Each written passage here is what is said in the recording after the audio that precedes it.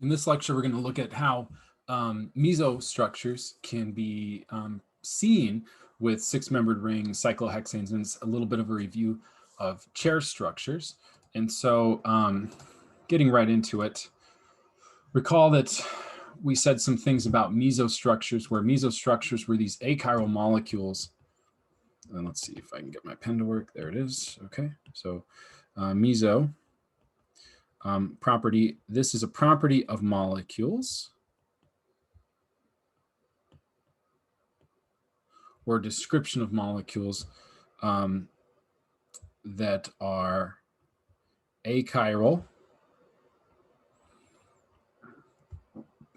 and have stereocenters. Now, an important punchline of the last lecture, and something I think makes your life a lot easier, don't overlook it, is that mesomolecules have planes of symmetry. That can make your life a lot easier if you can find the plane of symmetry, as opposed to trying to rotate the molecule around and prove to yourself that it's a mirror image.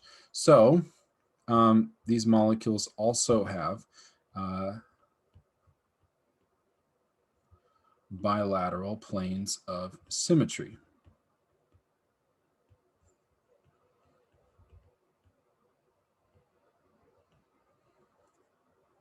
So, for example, if we had a molecule like this,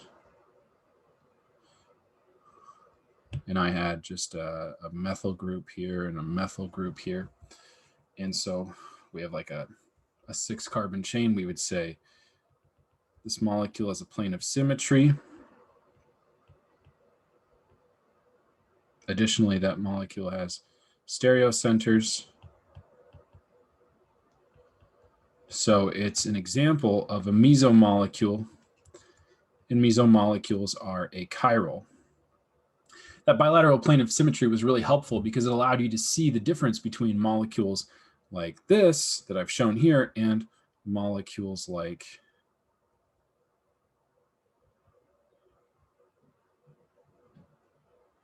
this. Now, by removing this last carbon chain that was out there, you notice it's not there anymore. By removing that carbon chain, I no longer have a plane of symmetry.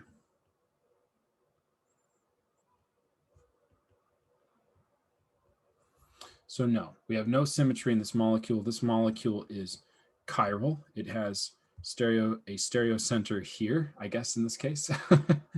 Maybe what I'll do is I'll add that. Sorry to change the description, but now I can still make the point for a molecule that has 2 stereocenters. So symmetry, no, we've added an additional carbon onto the chain that broke the bilateral symmetry that was present on the left side, and we have a chiral molecule. So again, those bilateral plane of symmetries really help, because if you can find them, you don't need to draw multiple stereoisomers to see that you have a mesomolecule. And that can be particularly effective and still quite useful with 6-membered rings, for example. So if we have a 6-membered ring, and we compared this to let's just draw all of the stereoisomers. So we have this and this and this, and we have now. So I'm just going to take that wedge and draw it a little bit more northern facing, just so we can see that all of these molecules are every permutation of wedge and dash. And what I want us to recognize is that if we have A, B, C, D, A has this plane of symmetry, where B and C do not, because the wedge and dash are now different. So if we do the whole A versus B, A versus C, A versus D thing, B versus C, B versus D, and C versus D, we would see that, first of all, let's do the easy ones. A versus, A versus B and A versus C, those are diastereomers. We flip some, not all. A versus D, those are actually the same molecule, because this molecule appears to be meso. It's got a plane of symmetry. B versus C, those are enantiomers. Goodness, off my game right now. Okay. B versus C, those are enantiomers, and then everything else is diastereomers. So we've solved this problem effectively. We showed that there is a plane of symmetry in A, so there's a plane of symmetry in its mirror image. A versus D just depict the same molecule, so we don't need to, I mean, it's just different depictions of the exact same molecule. But my point is, we have another example where we have a complicated molecule, and the plane of symmetry still led us to the proper mesomolecule. Maybe you're sick of seeing these things. Maybe I'm sick of talking about, doing A versus B, B versus C, C versus D. But it's important that I do with 6-membered rings, because one thing that maybe everybody wants to forget, but we can't because it's just so important, is that the molecules I've shown you on this piece of paper are not flat structures. They're chair structures. And so it's going to be harder. We now have an issue with our plane of symmetry. Okay, what I'm saying is, if we redraw that first molecule and we say, this is a beautiful example of mesostructure, one that we don't have to redraw because we have a plane of symmetry. Chemists love symmetry. That's what my organic chemistry professor used to always say. I didn't know what he meant at the time, but then as kind of moving through my career, I understood. I was like, oh my gosh, yeah, when molecules have symmetry, they're way easier to work with. Yes, this is a mesomolecule, which has weird ramifications, but that means we don't have to worry about things like making the proper enantiomer if we put it into a body and that sort of thing. We have a plane of symmetry. Plane of symmetry makes all of that stuff go away because now the molecule's achiral. But we can't forget about chair structures. Now, what do I mean?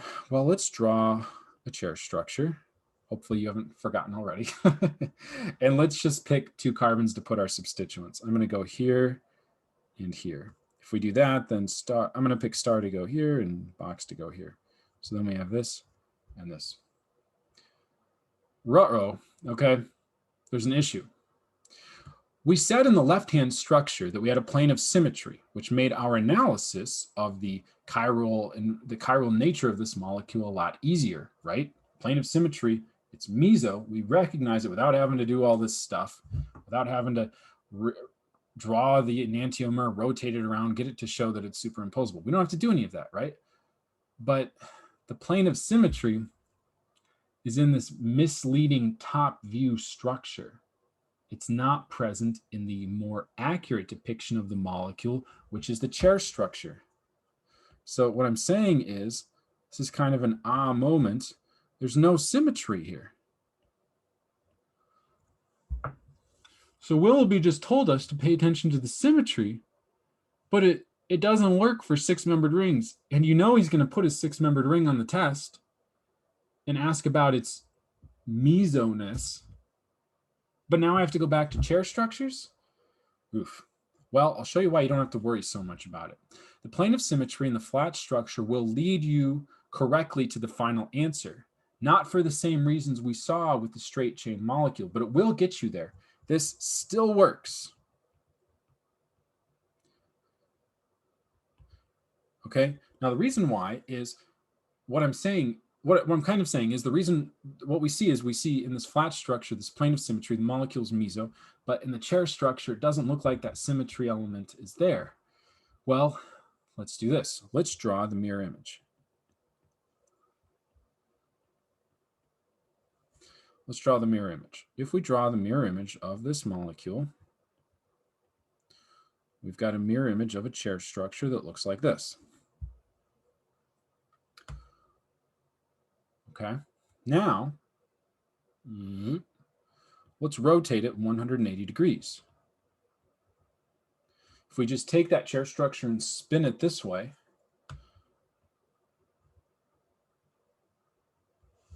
left flap is up, right flap is down. Okay, now we're at, if you look, star is actually pointing out in front. Square is the left-handed angle. Willoughby, I don't know where you're going, because if I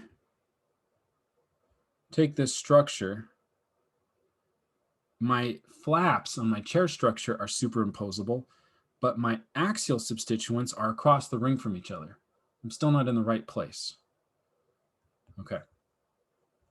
Well, let's do a chair flip.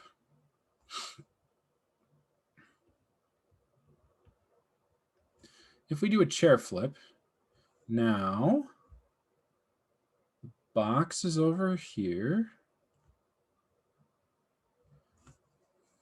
Okay. How are we doing? Not well.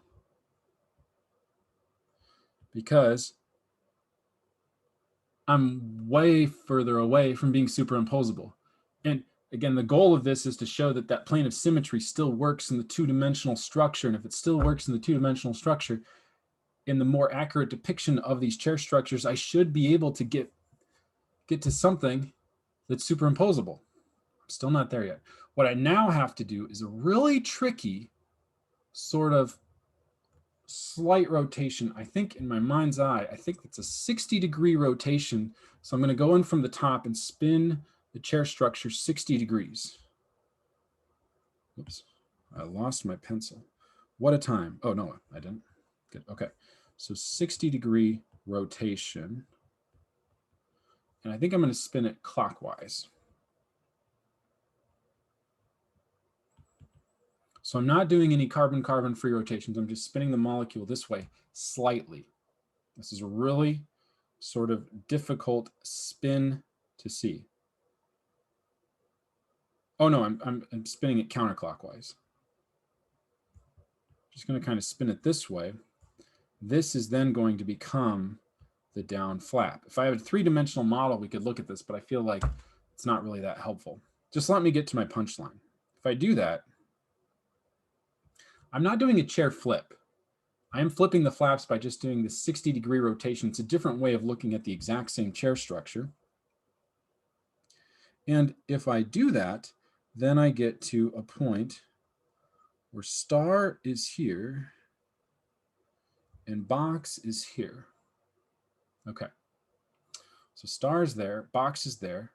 Star was equatorial. I didn't flip any flaps. It's still equatorial. It's just moved a little bit. We're looking at the chair structure from a different perspective, finding a different down flap. So there's star. It's still equatorial. Square is still axial. So I haven't broken any rules of chair structures, but look, now we're superimposable. Those structures are the same. To get there, we had to do a chair flip and a very careful rotation. But you can do that. We saw that in those butane structures with two substituents, one at the 2, one at the 3 position that were identical, where I said, oh, we have to just do this free rotation to get it so the wedges were on the same side, and then we could start to see that bilateral plane of symmetry, or allow us to see how these things were superimposable. So my point in this lecture is a little bit weird. I don't expect you to reproduce this on paper. This is me just saying the bilateral plane of symmetry will not steer you wrong, even if you have ring structures that take on more complicated three-dimensional shapes. As long as you can find a way to get the mirror image back to the original structure by rotating it around, or getting to by rotating it around, or rotating over carbon-carbon sigma bonds, or any sigma bond for that matter, you can prove that they're identical. And that's all you need to do. If you can do that, you can show that they're identical to their mirror image, superimposable on their mirror image, at least in some depiction. And that takes away all opportunity for that molecule to be achiral. So my point is now, these two are the same. And this is great. This is a breath of relief for us, because chair structures all of a sudden maybe have reared their ugly heads. I mean, they're difficult to work with. I'll admit that. May have reared their heads to take away something that made our lives so much easier as we're analyzing mesostructures. Looking for planes of symmetry is really, really helpful and really streamlines the process of finding those mesomolecules. But if we couldn't do that, if we couldn't use it in some cases, it all of a sudden becomes confusing. Like, when do we look for the plane of symmetry and that sort of thing? Okay, so again, this isn't something I'm going to ask you to do.